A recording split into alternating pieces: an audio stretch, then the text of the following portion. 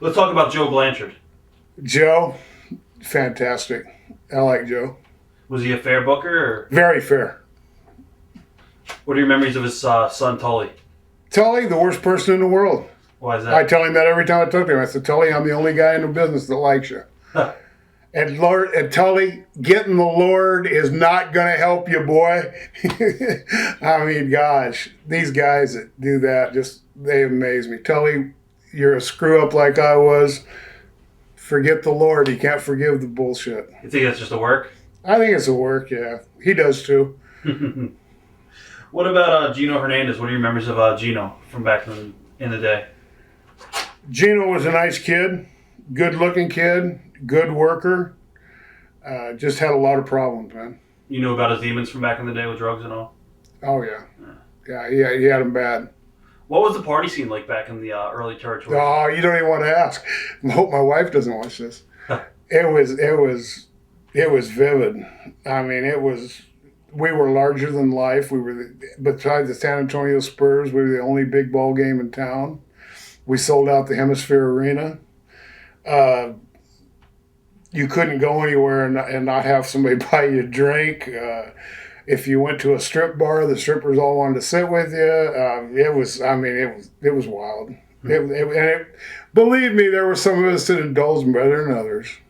What are some of your favorite matches that you had down in Southwest Championship Wrestling? Oh, And one of your big programs with Bob Sweeton, Mr. Pile Driver. yeah, Mr. Pile Driver, another one. But you got to remember, these guys were all good workers and everything else. It doesn't mean that their personalities were good, and what you see on TV was not exactly what you had. And my good matches in San Antonio had a lot of them. I can tell you stories about San Antonio. Stupid Eddy Mansfield brings a gun in the dressing room one night and doesn't even know what he's doing. Got a round locked in the chamber and doesn't know how to get it out. He's ready to shoot himself and 5 other guys. So somebody's got to clear the gun. So I clear the gun. I mean, they're stupid things like that, you know. Of course, Eddy Mansfield never was known as being intelligent. I was going to ask you about Eddie. Were you surprised when he did the 2020 deal? Shit, no, he's always a puss. You know, I'm surprised that poor David Schultz had to take the fall for him being an idiot. And that this idiot up here, Vince McMahon, didn't do nothing to help him. You know, it's all right, Vince, import some steroids, but don't help the boys. You know, so. There's a lot of talent also in Southwest Championship Wrestling. Oh, there was, and I don't want to leave there yet because I got to tell you, it was the greatest time of my life. We had Scott Casey was there. Scott Casey and I had this big thing where I think I dumped cow stuff on Scott's head, or Scott dumped it on mine. I remember. Don't worry. Mitch is back there laughing because Mitch remembers. And we had some of the greatest matches in the world. Dusty Rhodes came in and became my partner when the sheep herders beat me up, and we had Luke and Butch there, who were the greatest guys in the world, and Johnny Boyd. Sorry, Johnny, but Johnny was a good guy. I mean, we had so much talent in that territory. Eric Embry, Ken Timms, Manny Fernandez, Alvin Perez. I mean, just the greatest bunch of guys that you ever wanted to be. I mean, every night you went in the dressing room, you looked forward to going in the dressing room because they were all nice guys. That you didn't have that one person in there trying to put a knife in your back. What are your memories of Manny? Crazy, man.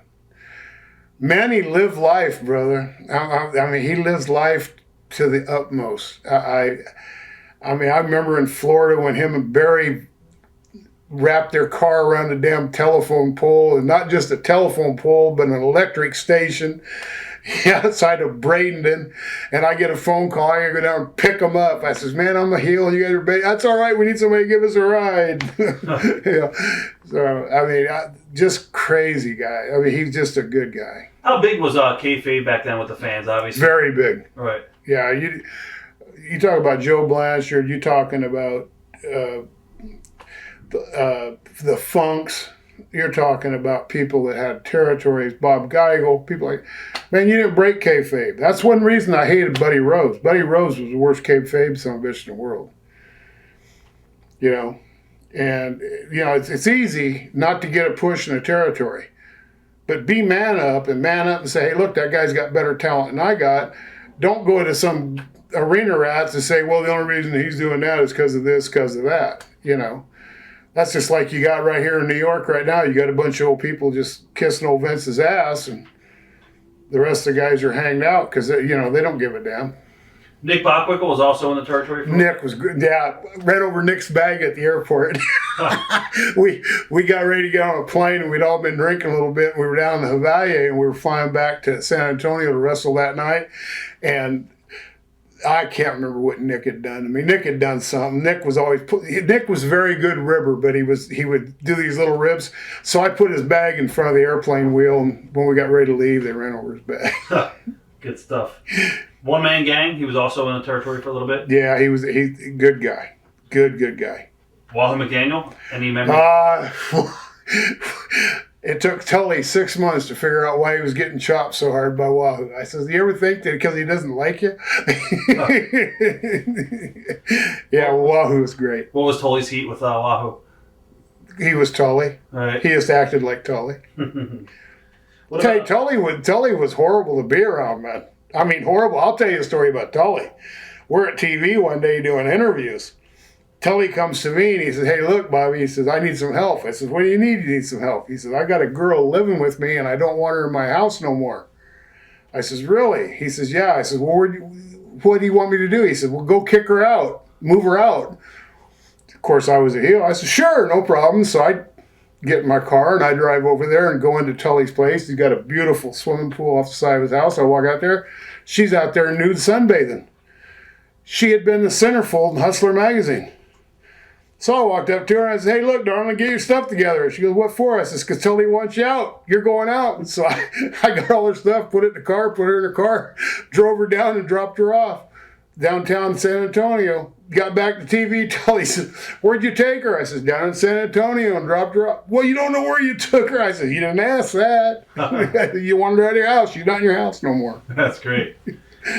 What about Adrian Adonis? He was also a big name down there. Adrian was a good guy, yeah. He was all right. Adrian was an all right guy. Any good Adrian stories? Adrian Street was a great guy. Him and his Belinda, they were good people. What about hard to work with, but good people. Al Perez just said the same thing. Was it because of the style or the gimmick? Yeah, it was the English style. Yeah. Right.